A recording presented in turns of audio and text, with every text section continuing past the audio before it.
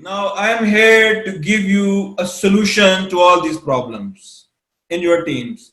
Poor communication, okay, and lack of synergy, all this we can solve it by using the colored brain. Okay, what is the colored brain? Okay, now you might not have heard of this, but actually there's research on how the brain processes information and how you can get ambiguity relief.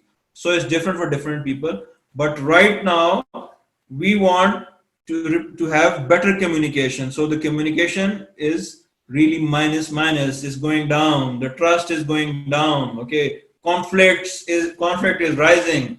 So we want to have better communication, we want to have more trust, and we want to have less conflict.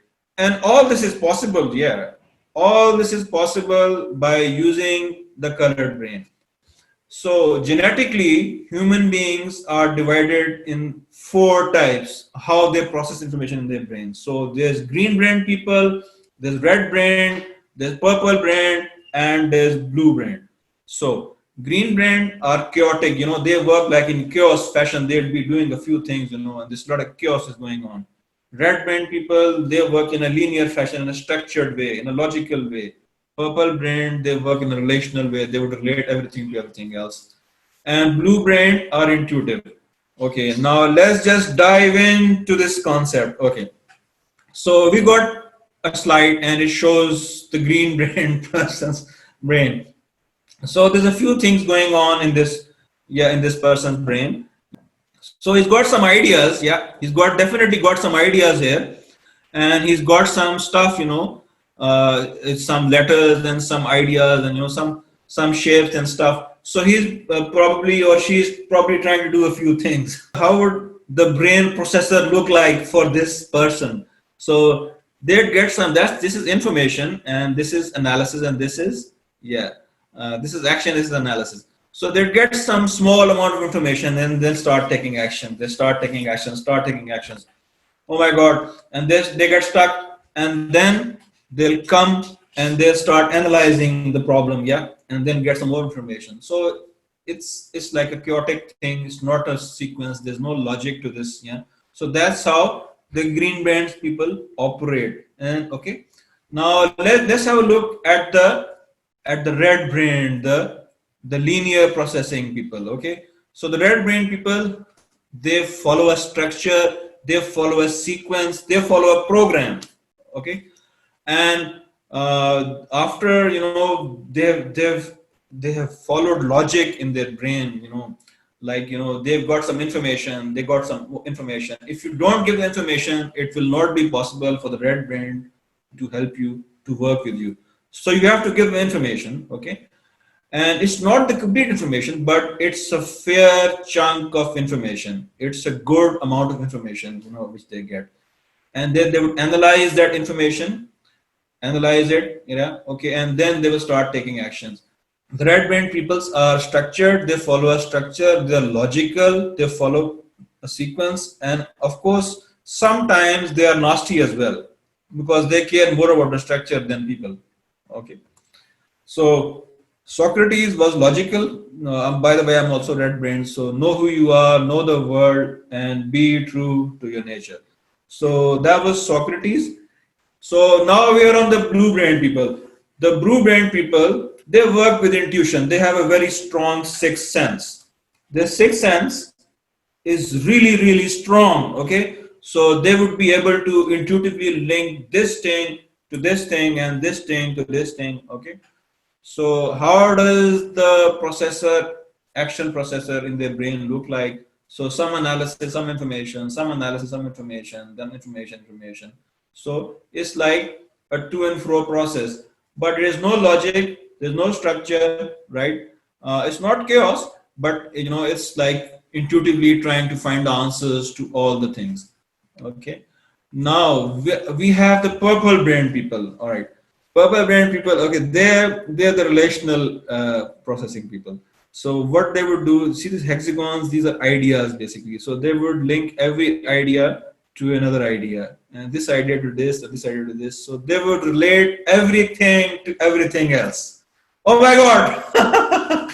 Really? Yes, they would. And how does that happen?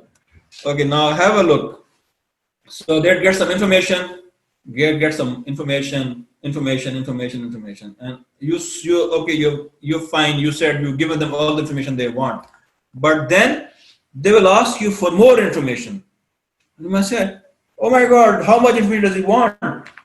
And in case you're red brain, you're frustrating. Oh my God, this purple brain guy is crazy. It doesn't take any action. How much information does he want? And then they'll ask you for more information. Oh my God. And by the time you're fed up, you say, for God's sake, start working now. You ask me for so much information. And then they will start analyzing. And after they've done some real analysis and comparisons and stuff, then they'll start taking actions. So so I hope you realize, that takes a long time to get all the information, and it could be, it could be problematic for people who are red brained or green brained. So we actually have a scenario. Okay, we have actually scenario just to highlight this problem. So we have a boss. Yeah, he's a boss, and he's red brained. So remember, he's linear. He likes to have a structure. And secretary, right? She's purple brain, detailed oriented, relational processing. Okay. So the boss called the secretary. Okay, Amanda, please, can you come over? Can you give me a report? I need a report. Yeah. Please include. Yeah. Have a structure. Okay. Follow a sequence. Okay. Make a table of contents, but just give me a bottom line. Yeah. It should be a structured report. Yeah. And you can have it by Monday morning. So Amanda goes back to her desk and she starts working on this report. She's working on, and she works on the complete weekend, right? She works on the complete weekend, and she's really put her heart and soul in this report. And she's collecting information from this person, and she's done some highlights and some summaries and some stuff. Oh, she's done all this stuff, and then she prepares the report, and she's like done 100 pages, and stuff, all stuff. And she goes on Monday morning. Okay, boss, can I come in? Yes, please. So, boss, I've done this report, and it's like 100 pages. And the boss says, "Oh my God, what have you done? It's such a big report. I just wanted the bottom line, the main idea, and you've given me such a big report. How am I going to read it? And how am I going to make sense of this thing? Oh my God!" And then she's heartbroken, but she's worked so hard for this report. But the boss doesn't understand. The boss has a different perception because he's red brained and she's purple brained. Remember that. So, how do we solve this problem? We can solve this problem by the colored brain, by creating more awareness. This problem could have been avoided, and this friction could have been taken care of in case they would have known the colored brain and they could have used it more wisely. Okay. So what is the point of all this, doing all this stuff? The point is not to be a brain racist. Do you judge people by the color of their brain, how their brain processes information, how it acts? Do you do this? Okay. Are you too impulsive? If you're green brain, you would appear too impulsive. You wouldn't be careful. But that's how you operate, that's how your brain operates. In case you're purple brain, are you too slow? You're not expressive, but you're collecting things, you're relating things, and you're relating things.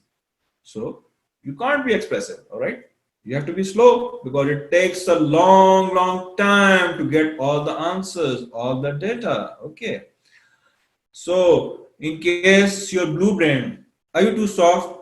Are you too not logical at all? You don't know what logic is. You work on intuition, on the sixth sense. You have a very strong sixth sense.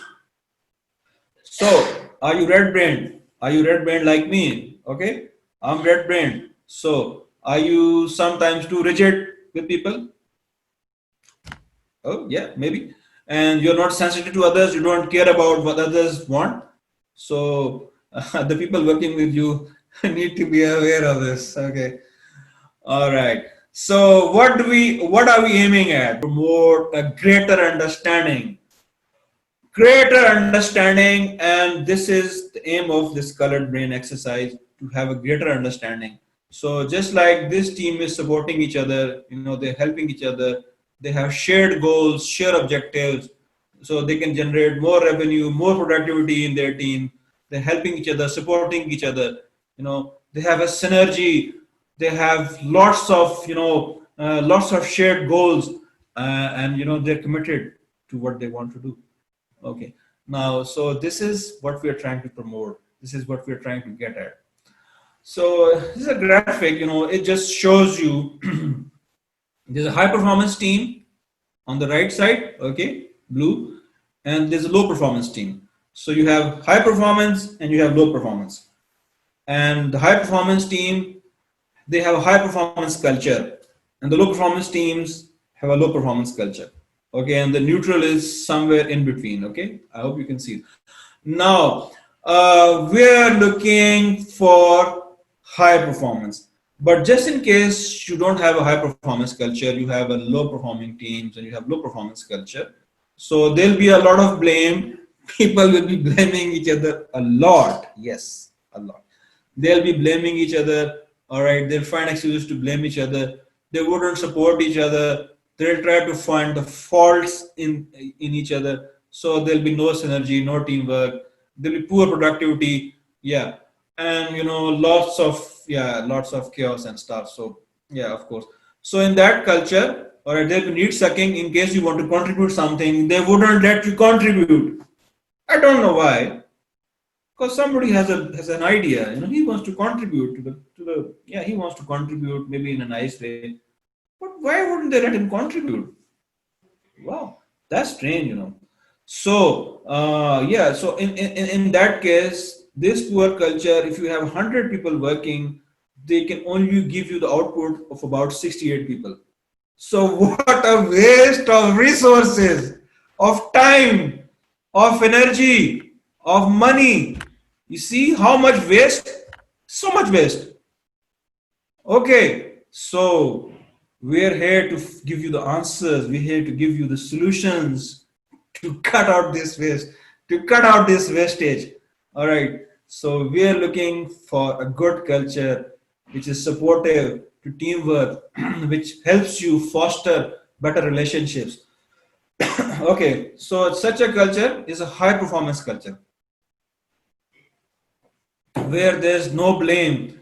You can share your ideas, without being getting ripped off. You have job security, where you have fun, where you can enjoy, where you want to come into the office, and you want to contribute, and you find, you're giving everything, and you're putting your heart and soul in things.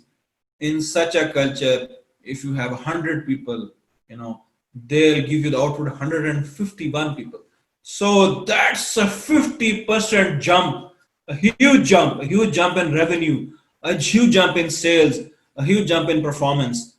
So see, there's a big difference between high performance teams and low performing teams.